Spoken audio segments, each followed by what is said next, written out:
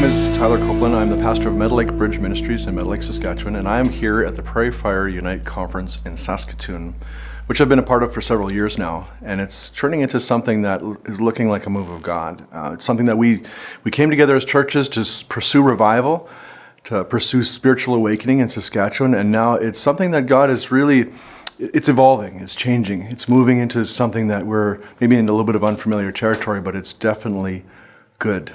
And I think the thing that I wanted to kind of make you aware of is the difference with the Prairie Fire Conference as opposed to other conferences. I was just talking to my wife about this morning, is that when you go to another conference where there's bands and speakers and all sorts of stuff happening, you'll find that you don't expect that same thing when you go back to your regular church, because it's a big venue.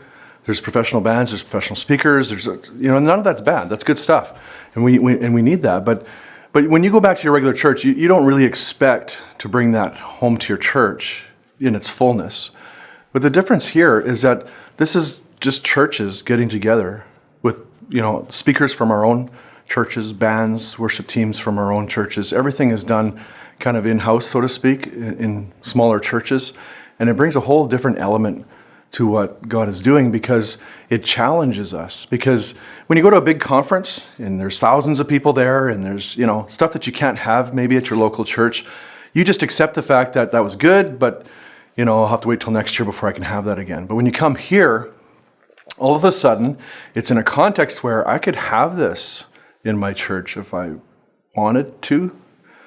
And that really brings a different sense of challenge to the whole thing that we're doing here. And it's amazing to have God challenge us again and again and again with this, is what are you going to do? What are you going to, after we all go back to our individual churches, what are you going to do after that? How are you going to carry this thing? How are you going to respond to the word that was released through the regular, so to speak, everyday people that spoke at the conference and the regular worship teams and just a bunch of churches getting together?